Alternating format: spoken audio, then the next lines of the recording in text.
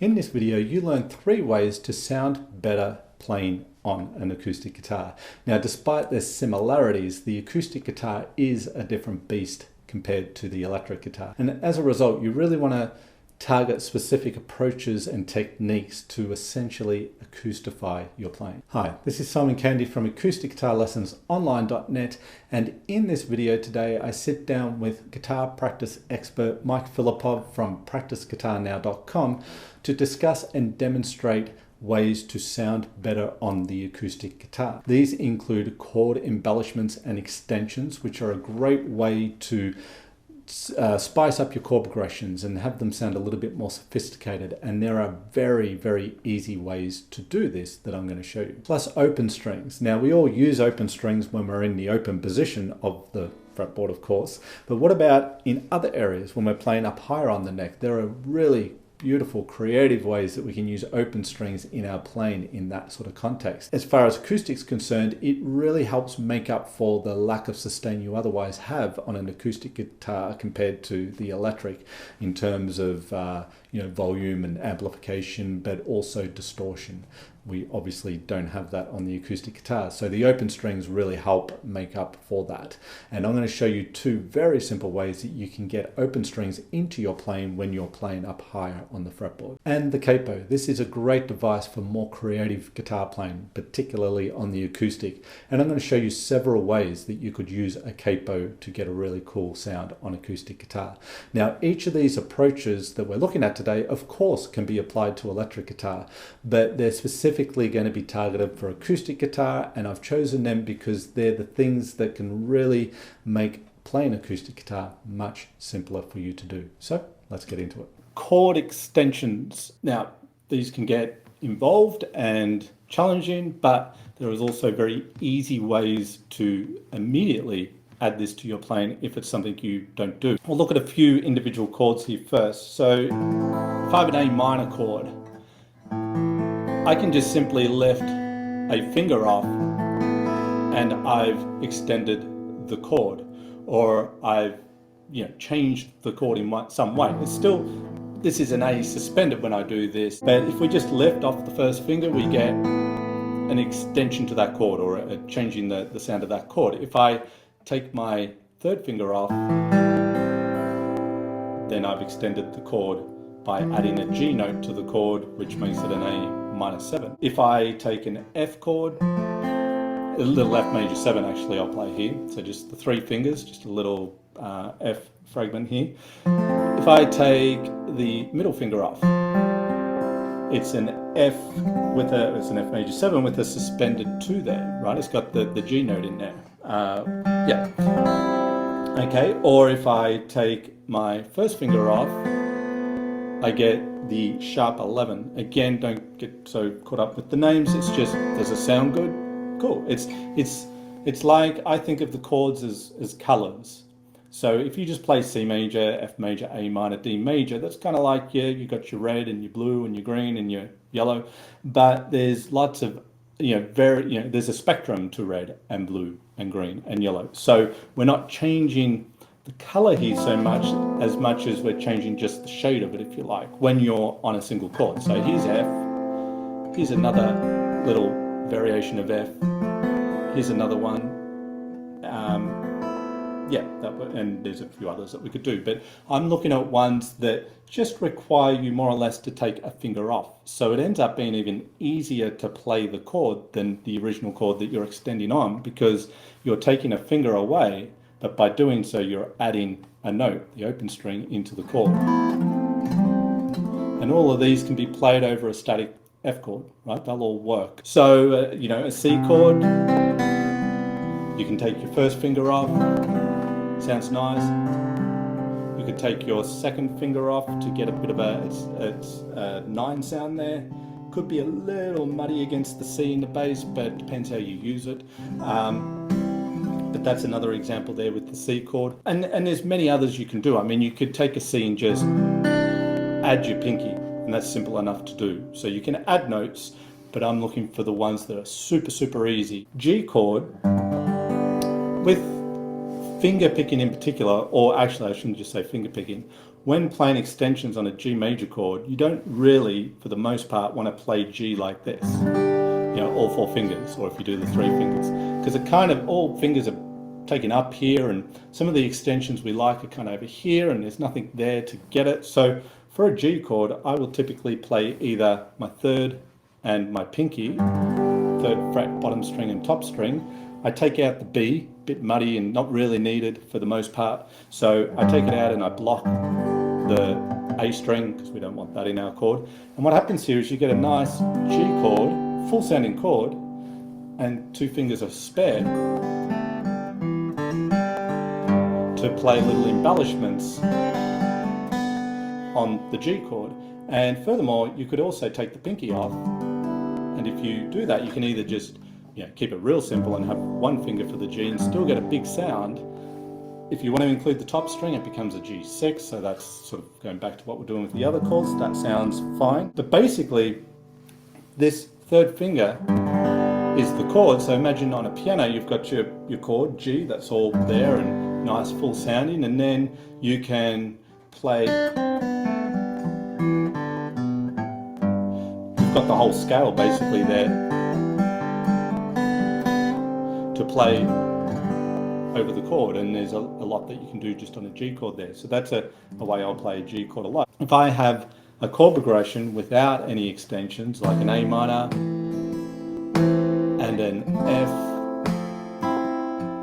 and a C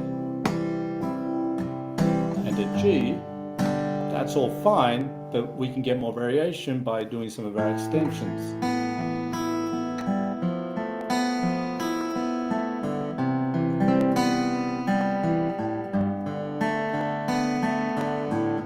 Right, there's more color in there, and that's just some of the possibilities.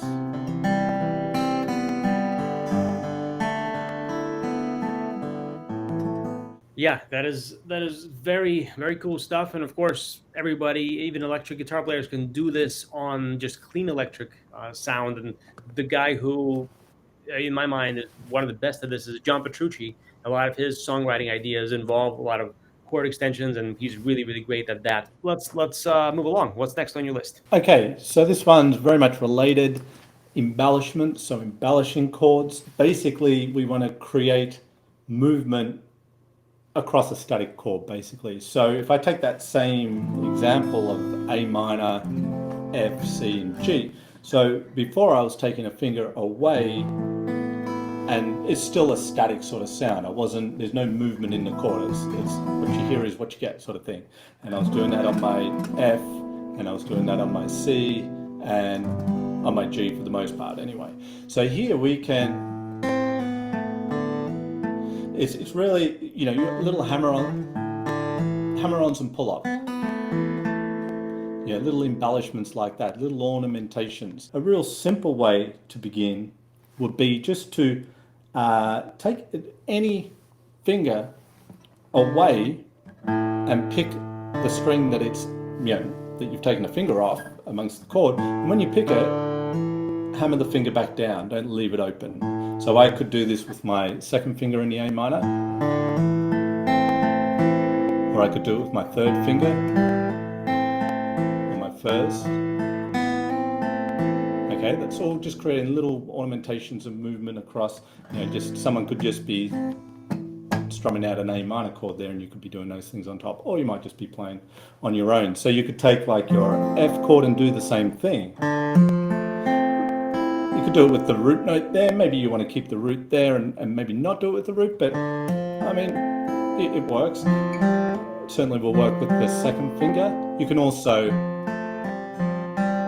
you know, combine pull-offs and hammer-ons, so you get the more movement happening there, more ornamentation. Or you could just leave it off. Okay, so you're getting more frilly sort of sounds here with your chords. C chord, it's a real classic to hammer on this 3rd, doing the 3rds in chords. I did that on the F, so there's some real classic moves. So that's playing around with the 3rd on that C chord. You can do that when you're picking, or you can do it when you're strumming.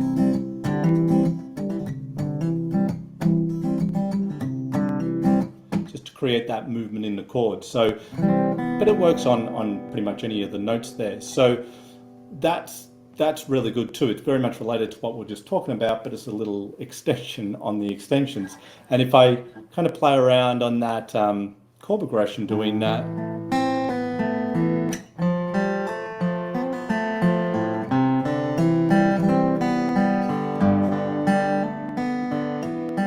you know, so you can get all that movement happening.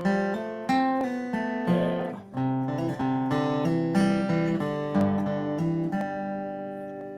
One thing I would say, now that we have like a nice list of ideas already on the table, when you guys start applying the things that Simon was saying, don't just try to apply them in your own playing. Listen for those ideas in other people's playing. So listen, make a list of, acoustic guitar players whom you like, listen to their tunes and ask yourself, how many of these things can you hear, and what are all the ways you hear the ideas being applied? Because Simon just gave you a few ways to apply each one, but if we had 2 hours to talk about each one, I'm sure you could come up with 50 ways to possibly apply dynamics or chord extensions or movement within the chord or whatnot. And so part of your job as you're practicing is, again, to look for these ideas in other people's playing, and that's going to spark new ways to apply just the raw concepts beyond just the examples that Simon is given here. So that is that's really awesome stuff, Simon. So let's move along. The thing with acoustic guitar that you'll notice if you're coming across from electric is the lack of sustain. Even when you're amplified, it doesn't quite have the same sustain as an electric guitar. Obviously, you don't have distortion. And if you come across to an acoustic guitar and you try and play it like an electric, it's going to be hard work and it's not going to sound so good. Of course, there's obvious similarities, but there are differences too. And there's characteristics of an acoustic guitar that you can do on the electric, of course, but perhaps they're hold a little bit more weight with acoustic guitar just because of the lack of sustain and so forth. And what I'm talking about here is open strings. So of course, we were just playing open strings, right? We're playing open chords.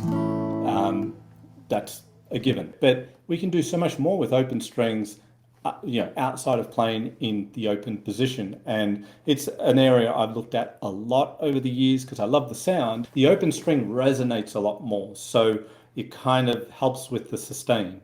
And it can be done in a rhythm guitar context as well as a lead guitar context. So I'm going to just show you a couple of really simple things here that you can do to get this concept into your playing. And one of them is just to simply take open chords and play them up the fretboard, right? Without changing this. I'm not talking about refretting the shape and carrying it up the fretboard and continuing with all fretted notes. I mean, take the chord and move it up the fretboard. And so what happens is the notes of the chord change as you move them up, but the open strings are constant and they react differently against the notes of the new position.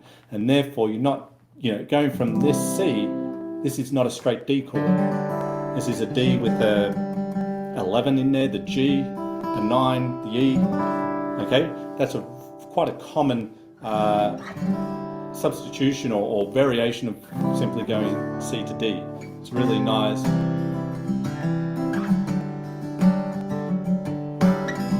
Big, nice, open, resonating sound. Now, it's not always going to work. If I just took that up one fret, it sounds pretty horrible, right? Or it's not going to sound so good there either, or at least it's not out of context and it's going to be a very dissonant sound. But there's quite a few positions that the C works. A little clash with the open G there, but you could avoid that. Or the F is nice, the G is nice. So you got like a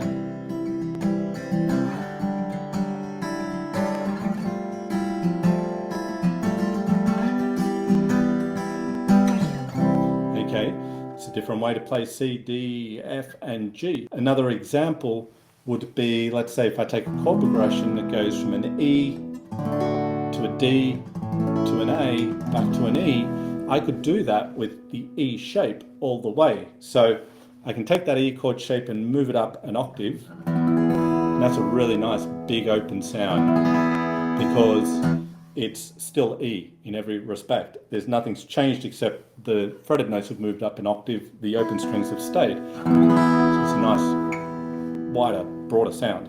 If I move that down a fret, 2 frets, I get my D. If I move it down to the 7th, 6th position there, it's an A, and back to my E. You could think of it as just the, part of the bar chord. So we've got the E, the D to the A, and the E down the octave. Now you could, if you want, and I was doing this, pedal the low E string throughout. Kind of works nice. But if you don't want to hear that other than the E chord, then when you get to D, just play from the 5th string. Likewise with the A, and then back to the E here. A chord works well. I can move the A up the fretboard, so a chord progression that I might play like A to C to D to A. I could do that with just the A shape. I could be the A, the C, the D and the A. It gives you a nice big resonating sound, but also you're getting some extensions again to the chord. You don't have to know what they are. You just get them because of the whole concept of the open strings remaining the same while the fretted notes change. Yeah, awesome ideas there. And I would say that obviously that there's a lot of room for experimentation here, but the nuance to this experimentation is when you are taking a shape that you're moving it around and it sounds like crap, don't just be like, oh, that sounds like crap, let me completely abandon this and go to something completely different. Don't do that. Use your music theory knowledge and your fretboard knowledge to ask yourself, why does it sound like crap? Because there's oftentimes just by changing one note in that crappy chord, by either adding a finger or sliding something one fret up or down or whatever, it sounds all of a sudden sounds much better. It's not that the idea itself is bad, it's that there's just some nasty dissonance that sounds bad, and you can tweak it oftentimes by changing one fret, which actually, like little half steps, make the most dramatic difference. So let's what's next? This one is often associated with acoustic guitar, and it's right here, it's the capo. I just want to quickly touch on 2 ways I would use a capo, perhaps. One of two of many ways actually. But if I've got a chord progression that's, let's say it's in B flat, right? So we've got like the B flat, the E flat, let's say we've got a G minor and an F. So we've got a 1 chord to a 4 to a 6 minor to a 5 F. Now there's nothing wrong with playing that with bar chords, but I'm not going to get a nice open resonating sound with bar chords. Now I might not want that sound, so bar chords suit, so that's not a problem. But if I use a capo, I'm not using it because I can't play bar chords. It's because I want it to sound differently, or I want to be able to do something that's not going to be quite possible to do, or doesn't quite come off as well when I've got to fret everything and use more fingers. So with something like that, there's a number of positions you could capo for it. Of course, you could capo at the first position and play in the key of A. So we're really hearing the key of B flat here, but you would call it probably A capo first fret. And then you can get the same chords to the 4, to the 6, to the 5. Now there's a bar chord in there. We're not trying to avoid bar chords, but it would be a little silly or a bit redundant, if you like, if I capo somewhere and everything's a bar chord. It's like, well, what's the point of having the capo? But certainly you'll get some bar chords in there. But I might see here, I've got different shapes, so it also influences the way I might play the chord. I like sometimes this F sharp minor here.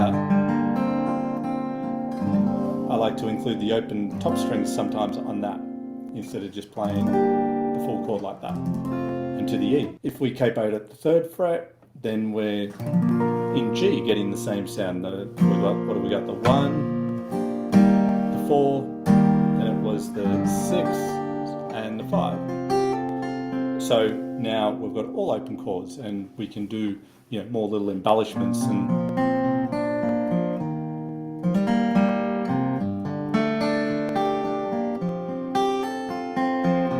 more more embellishments with that. Maybe, what do we have? We had the 6, and we might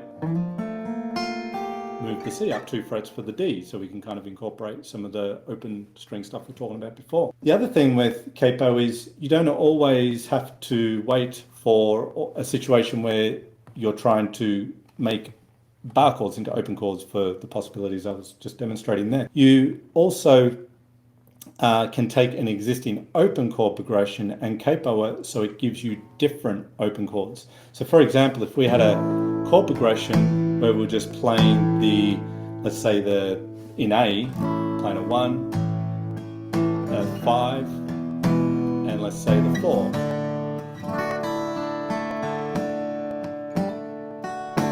So like on an A, and different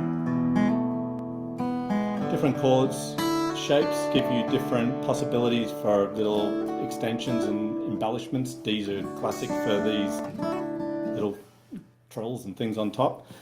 And that's fine, but what if I want to play that same chord progression with open chords, but I want to stay in the key of A? So I could capo the 2nd fret because I might prefer to be playing the G, shapes in G. Still going to be hearing the same key, but it's different because you've got a different voiced chord, a different shape there. So you got your 1 in G, and you got your 4, and you got your, what was our chord? Sorry, it was our 1, then it was our 5, and C, and I could, and they've all got their little characteristic ways of playing. So I don't always have to wait for open bar chords. I can just take something that's open and capo, and away you go. If you like this video, you'll love this ebook complete with video examples called 10 melodic fingerpicking patterns you can learn in 10 minutes or less. Do you struggle to make the fingerpicking patterns you learn on guitar sound like music? Perhaps it's because you believe in one or more of these fingerpicking pattern myths. 1. You need to know a lot of patterns to have your fingerpicking sound musical. 2. Only advanced fingerpicking patterns sound musical. Easy patterns are too basic to sound any good. Or 3. There is a magic pattern out there somewhere that once found will finally have your fingerpicking sound the way you want it to. None of these myths are true. This is because fingerpicking patterns alone are not musical. They're technical. It's what you do with the patterns that will determine how musical they sound. In this ebook, you learn how to make the most boring fingerpicking patterns sound amazing instantly. Plus,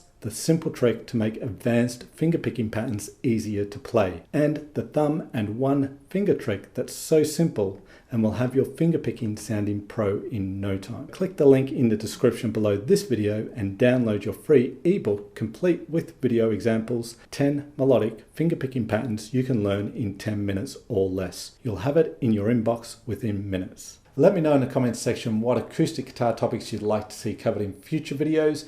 Do you have ways you like to use to enhance the sound of an acoustic guitar? I would love to hear about them. Drop us a comment below the video. If you like this video, then hit that like button, and if you haven't already, subscribe to the channel, and of course hit the all-important notification bell button so YouTube can tell you when I've released a new video. This is Simon Candy from acousticguitarlessonsonline.net. As always, thank you so much for watching this video. I really appreciate your time, and I look forward to seeing you in the next video.